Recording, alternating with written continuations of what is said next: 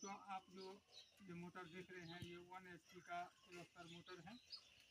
आज हम लोग इसके विषय में जानेंगे और ये जो मोटर आप देख रहे हैं इसमें प्रेशर नहीं बन रहा है, क्या कारण है, एक एक डिटेल जानकारी आज हम लोग इस वीडियो में प्राप्त करेंगे। तो आप लोग वीडियो में बने रहिए। अगर आप लोग मेरे चैनल पे पहली बार हैं तो आप लोग मेरे चैनल को सब्सक्राइब कीजिए। मैं जो भी जानकारी दूंगा आपको एकदम सटीक दूंगा। तो आप लोग देखिए, ये जो मोटर अभी आप देख रहे हैं इसमें था क्या, जो मैंने इसका पहले कॉइल बनाया, कॉइल बना करके इनको दिया और इनको बोला कि भाई आपका वायरिंग ज़्यादा आवाज़ दे रहा है, वायरिंग आपको चेंज करना पड़ेगा।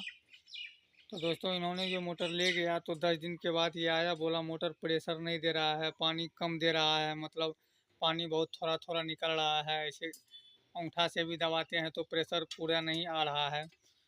तो मैंने उनको बोला कि इसका वायरिंग चेंज करो और मैं इसका पंप में देखूंगा। तो इन्होंने बोला कि मैं इसको उठा करके दूसरे मिस्त्री के पास ले गए, कारीगर के पास ले गया।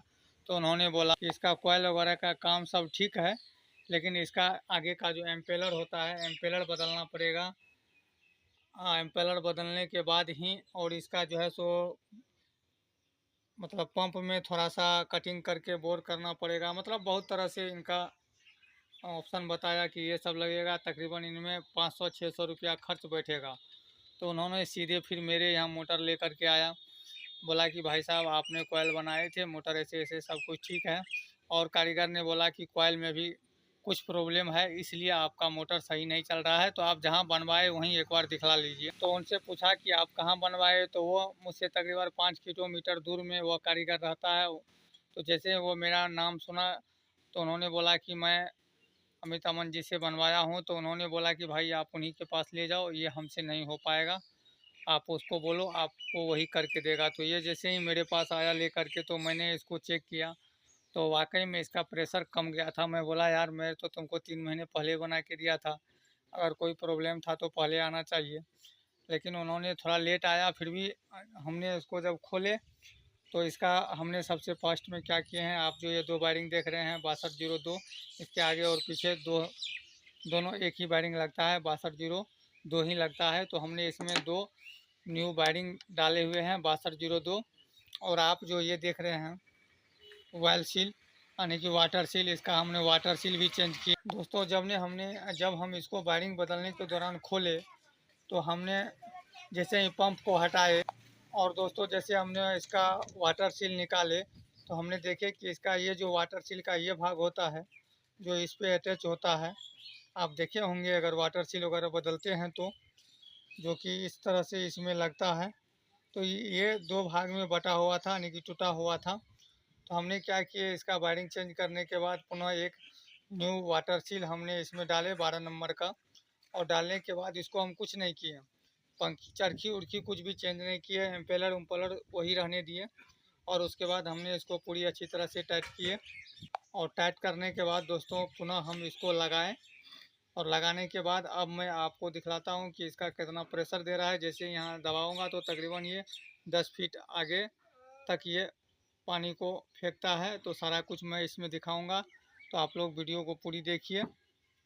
अगर दोस्तों आप लोगों के पास भी इस तरह का प्रॉब्लम आए तो आप लोग घबराइए मत। अगर देखिए मोटर जब 2-3 साल 4 साल का चला हुआ रहता है तो उस पीरियड में इसका जो एम्पेलर होता है तो वह आपका नहीं घिसेगा, न ही पंप ख़राब होता है, इतना जल्द नहीं ख़राब होता है, क्योंकि मैंने कई मोटर में ऐसा रीज़न देखा हूँ।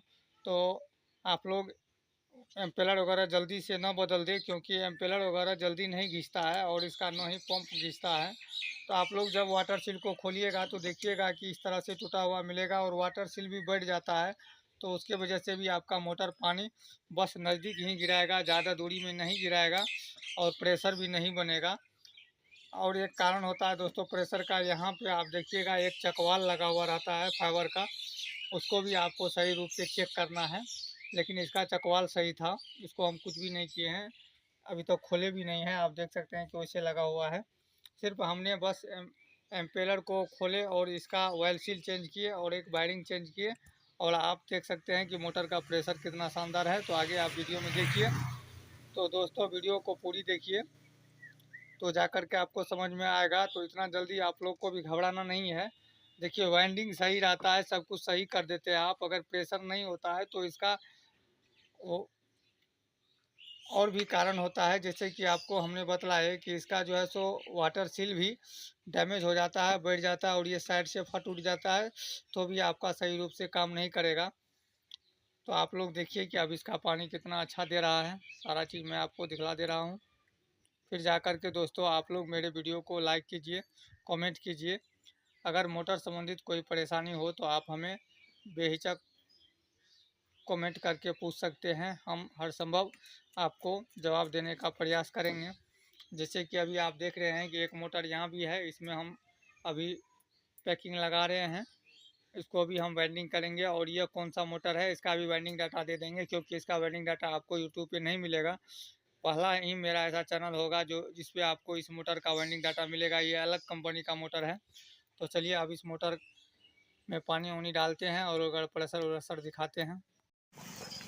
अभी हम इसमें लोटे और गिलास से पानी दे रहे हैं। अब चलिए हम इसको बाल्टीन में पाइप जोड़ करके अटैच करते हैं और बाल्टीन में भरा हुआ पानी है। अभी देखिए इसके मुंह पे हम जैसे ही अंगूठा से दबाते हैं यानी कि, तो ये देखिए पानी का प्रेशर कितना जा रहा है। अब देखते जाइए। ये तकरीबन हमारे हिसाब से मेरे दुकान से वो जाफी तक का दूरी 10 फीट है, तो 8 फीट तक इसका प्रेशर चले जा रहा है।